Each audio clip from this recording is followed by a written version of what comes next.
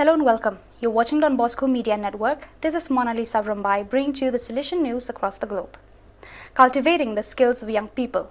Training in agroecology in Tambacounda, Senegal. This is the name of the project that the Salesian NGO Bosco Global recently started with the support of the Fonds Minorgui de Cooperación Internacional.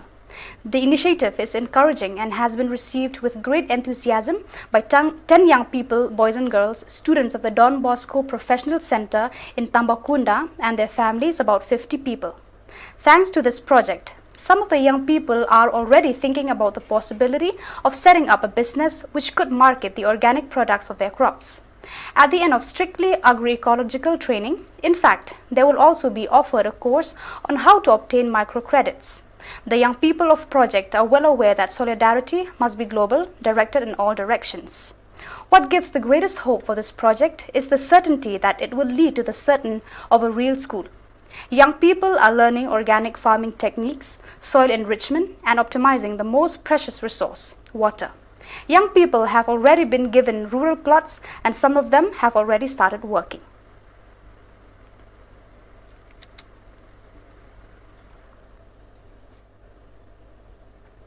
In Anquililoca, in the southwestern part of Madagascar, the Salesian mission represents an important point of reference for the local population.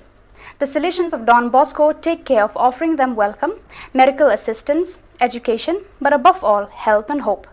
One of them, Don Giovanni Corselli, missionary in the country for almost 40 years, interviewed by Anzezia Fides, tells how his life changed when in September 2019, he arrived in the missionary district of Anquililoca, just where he had begun Salesian work with the current bishop of Moramanga, Monsignor Rosario Vela SDB, back in September 1981.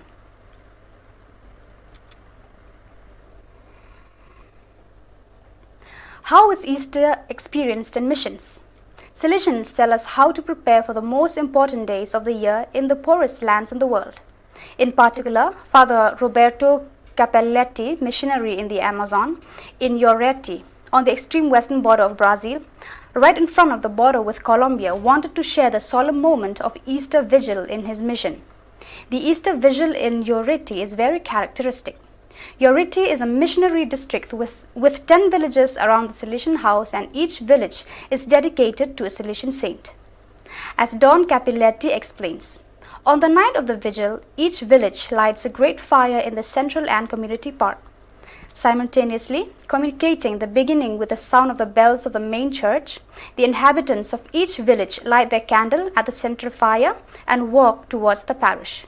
The inhabitants of the 10 villages, he continues, arriving in front of the parish church from a large circle in front of the wood stack prepared by the liturgy team. Each village also carries the new Easter candle.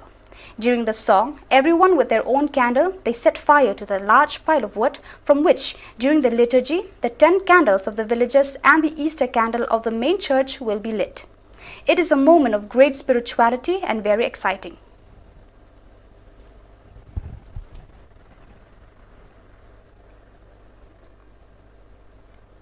At the beginning of the pandemic, many of the parents of the children hosted at Wasakensam Mission called their children home for fear that they might become infected with COVID-19.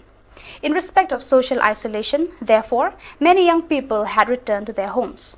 However, the situation proved a little more complicated than expected, both for young people and for parents, as educating their children from home was not an easy task. This seriously put students' educational performance at risk. Thus, at request of the parents and with the consent of both the institutions and the Wakensam mission, all students returned to class, receiving lessons from Monday to Friday and giving priority to teaching the most important subjects. The pandemic has not prevented Salesian missionaries from Wakensa from traveling through the jungle to visit the various Akwar communities. One of them is Don Agustin Togo, who tells that during the pandemic, the NAE Akwar nationality of Ecuador sent people trained in the communities of the Amazon to hold workshops on the preparation of natural medicines. For the inhabitants of these communities, explained Don Togo, it is very important to take advantage of the benefits of plants.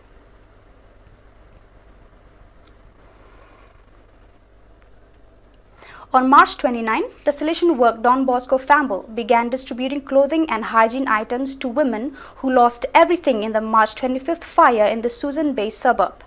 Don Bosco family is currently working closely with the government to mitigate the suffering of thousands of people, especially young people and children.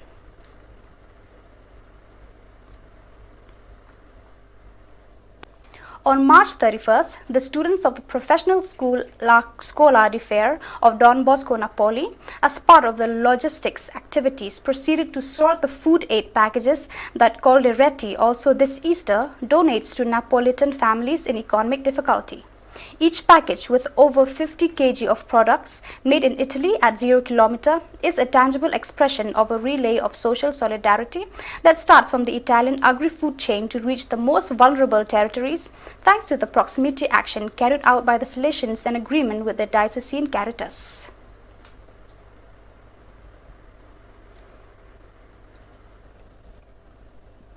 On April 1st, the Salesian work Don Bosco youth in Bangalore organized the celebration of the Lord's Supper with the participation of 40 young people.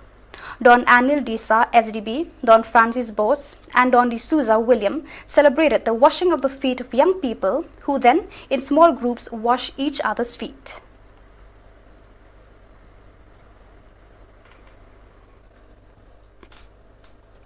On March 27th and 28th, Salesians cooperators from 5 local centers in El Salvador participated in the second appointment of the annual spiritual exercises carried out in virtual form. Thomas Polanco, Salesian cooperative of the Dominican Republic, led the event on the theme, the spiritual accompaniment of the Salesian cooperative.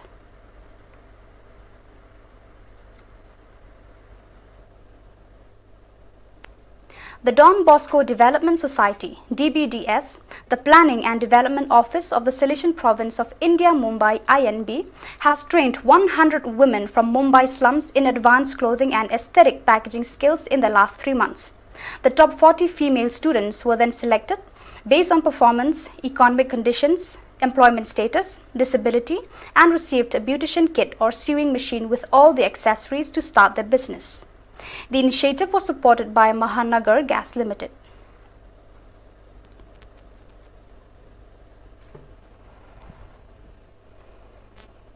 In the center of Rome, in the popular ward of Testaccio, entering a Salesian parish church Santa Maria Liberatrice, you can admire the representation of the Passion, Death, and Resurrection of Jesus Christ made in an Easter nativity scene.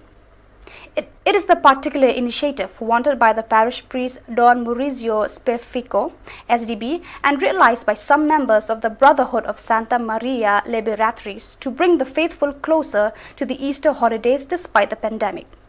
The Easter nativity scene is something very beautiful and suggestive that deserves to be seen up close, and the news is going around the city. In fact, many faithful already from Palm Sunday wanted to visit and take pictures at Easter diorama.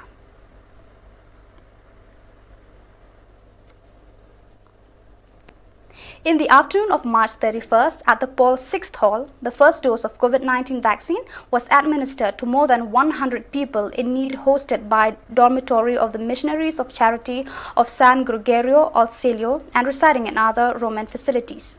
Cardinal Konrad Krajewski welcomed them.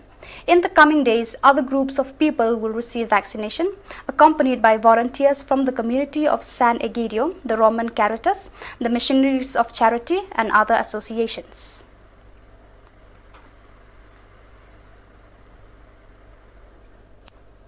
On Saturday, March 13, the meeting of the parish councils of Salesians of the province San Giacomo Maggiore took place.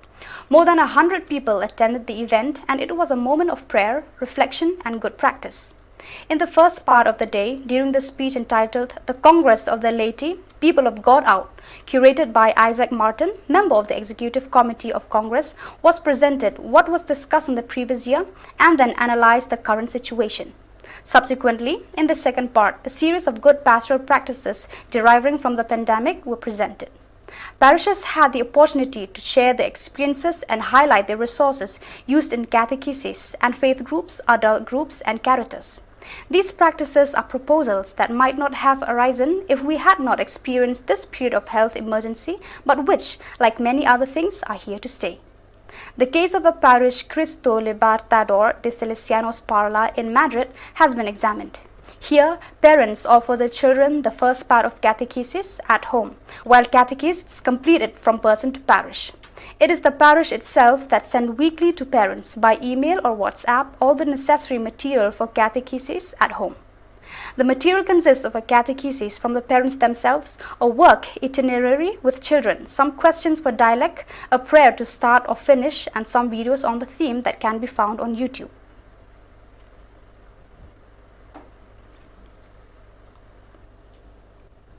In 2022, the first 100 years from the arrival of Salesians in Perugia will be fulfilled.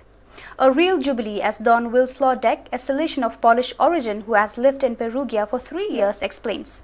Our life is made up of rhythms, cycles, the alternation of common days, ordinary time with feast days. I think it is necessary to celebrate our anniversaries. For this reason, we began to think about this centenary 3 years in advance, planning many initiatives to remember and show gratitude to God for what we could do in the city of Perugia. There are 3 watchwords that the Salesian use for this important birthday, as Don Wilslaw reports: gratitude, renewal, and return to young people. We are grateful to generations of lay people and benefactors, to the civil and religious authorities, and to the entire Salesian family that supported this work, explained Don Wilslaw.